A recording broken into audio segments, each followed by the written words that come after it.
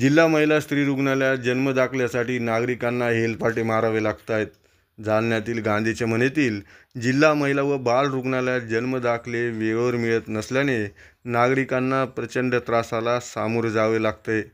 नवजात बालकाचे जन्म प्रमाणपत्र वेळेवर मिळत नसल्याने शहरी आणि ग्रामीण भागातील नागरिकांची मोठी गैरसोय होताना दिसते. जन्म प्रमाणपत्र मिळण्यासाठी शासनाने निश्चित केलेल्या कार्यकाळातही रुग्णालयाकडून टाळाटाळ होत असल्याचा आरोप नागरिक करत आहेत.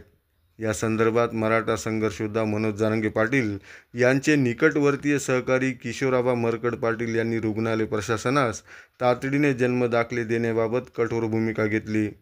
जन्मदाखले दिले नाही तर तीव्र स्वरूपाचे आंदोलन छेडले जाईल असा थेट इशाराच किशोराबा मरकड पाटील यांनी दिलाय. या संपूर्ण प्रकरणामुळे रुग्णालय प्रशासनाच्या कामकाजावर पुन्हा एकदा प्रश्नचिन्ह निर्माण झालाय. खरं पाहायला गेलं तर अशा अनेक तक्रारी त्या ठिकाणी सामाजिक क्षेत्रात राजकीय क्षेत्रात लोक करतात, सामान्य लोक करतात, परंतु कुणीही त्याची दखल घेत नाही. त्याचं एक छोटंसं उदाहरण आता आपण पाहतायत की इथं अनेक बांधवांचे फोन आले की आम्हाला जन्म प्रमाणपत्र मिळत नाही. आता आपण सध्या आहोत जिल्हा स्त्री रुग्णालय जालना चमन या ठिकाणी, आणि या हॉस्पिटलचे जे काही गवारे म्हणून आहेत त्यांचं या गोष्टीकडे शून्य लक्ष आहे.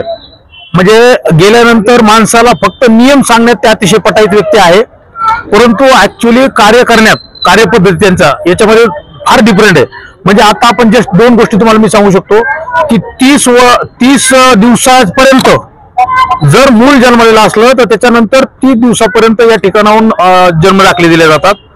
परंतु असे अनेक बांधव या ठिकाणी शेतकरी बांधव असतील, गोरगरीब असतील, कारण शक्यतो जिल्हा स्त्री रुग्णालय जालना चमन येतं गोरगरिबांचेच त्या ठिकाणी डिलिव्हरी होत असतात, आणि असे लोक प्रमाणपत्र काढायला नंतर यांची नेहमीची टाळाटाळ त्या ठिकाणी असते. डायरेक्टली ते लोकांना अर्वाच्य भाषा, आदिवासी भाषा त्या ठिकाणी करतात आणि कुठलेही सर्टिफिकेट त्या ठिकाणी देत नाही. त्यानंतर विषय असा असतो की 1 वर्षापर्यंत जो काही बाळ आहे त्याला आता यांनी नवीन नियमानुसार 1 वर्षाच्या काळापर्यंत जन्मलेलं बाळ जे आहे तर त्यांना जिल्हा परिषदेमधून त्याचा अप्रुव्हल घेऊन त्या ठिकाणी प्रमाणपत्र मिळतं. आता ही सगळी प्रक्रिया जिल्हा परिषदेची पार पाडायला मला असं वाटतं की 2 ते 3 दिवस किंवा 4 दिवस, कारण ती ऑनलाईन प्रक्रिया आहे. 5 दिवस फार झाले, फार अडचणी आहेत, तांत्रिक अडचणी आहेत, तुम्हाला मॅन पॉवरच्या अडचणी आहेत. महिना 1 महिना जरी आपण पकडूया, पण आता आपण काही गोष्टी आता सगळे बांधव समोर आहेत. हे बघा तुम्हाला दाखवतो, 23/7/2025 ला यांच्याकडं यांनी अर्ज दाखल केलेला आहे जन्म प्रमाणपत्रासाठी. हा एक नमुना आहे. त्याचा अद्यापपर्यंत इथं येऊन म्हणजे तिथं पण कोणी लोक नसतात जिल्हा परिषदेमध्ये. भुसारे मॅडमला आता माझं बोलणं झालं, त्यांनी देखील याच्यामध्ये दखल देणं अत्यंत गरजेची आहे. त्यानंतर इथं येऊन ज्यावेळेस ऑनलाईन करून पडतात त्यावेळेस असे 3-3, 4-4 महिने हे सगळ्या गोष्टी ऑनलाईन घेऊन पडतात, पण हे दखल घेत नाहीत. लोकांना आरेरावीची भाषा त्या ठिकाणी करतात, म्हणजे कामात त्यांचं अजिबात लक्ष नाही. आता हे दुसरा प्रकार तुम्हाला मी दाखवतो. 18/3/2025 हे 18/3/2025 म्हणजे याला आता जवळजवळ माझ्या हिशोबाने 6 ते 7 महिने झाले असतील. 3 आणि 11 जास्तीचा काळ आहे. जर अद्यापपर्यंत जर ह्या लोकांना अनेक गोष्टी त्यांच्या रखडलेल्या असतात, म्हणून ते प्रमाणपत्रासाठी इथे येतात. जन्मदाखला हा अत्यंत महत्वाचा आहे. ज्यावेळेस तुम्ही बाळाला जन्म देता, ज्यावेळेस त्या जनगणना त्या माध्यमातून होते, तर अशा वेळी जन्मदाखला अत्यंत महत्वाचा असताना 3-3, 4-4, 6-6, 1-1 वर्षापर्यंत हे लोक त्यांना चक्र मारायला लावतात. गोरगरिबांशी नीट बोलत नाही, उद्धट भाषा असते, कुणीही सहकार्य त्या ठिकाणी करत नाही. आता आपण मी जसं मागाशी नाव घेतलं, गवारे साहेब नियम सांगायला पटायचे, परंतु इथं कुठलाही यंत्रणा किंवा कुठलंही त्यांच्याकडं मला असं वाटतं की त्यांचा कुठलंही तारतम्य या कार्यकारभारावरती राहिलेलं नाही. त्यांनी देखील आता हे गांभीर्याने घेणं गरजेचं आहे. आणि याच्यामध्ये जर मी आता 2-4 दिवसांनी आम्ही सगळेजण या ठिकाणी येऊन परत एकदा पाहणी करणार आहेत.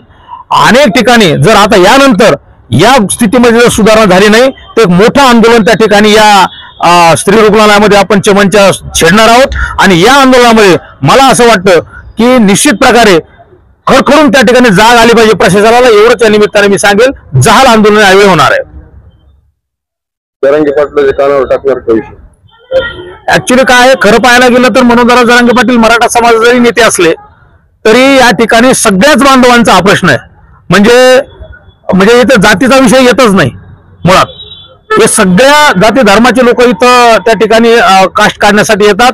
तरी दादा नेहमीच त्या ठिकाणी मदत करत असतात. या गोष्टीचा देखील आपण त्या ठिकाणी दादांना सांगून वरिष्ठ पातळीवरती हा विषय निश्चित प्रकारे नेऊन घालणार आहेत. लोकांना त्या ठिकाणी तात्काळ दाखले मिळावेत आणि लोकांची ससे हेलपाटचे 60-60, 70-70, 100-100 किलोमीटर लोक चक्रा मारतात 6-6 महिन्यापासून. हे कुठेतरी वाचायचं असेल तर मला असं वाटतं की वरिष्ठ पातळीवरूनच याला हलवावं लागणार आहे आणि म्हणून दादाच्या कानावर देखील त्या ठिकाणी ही गोष्ट घालणार आहोत.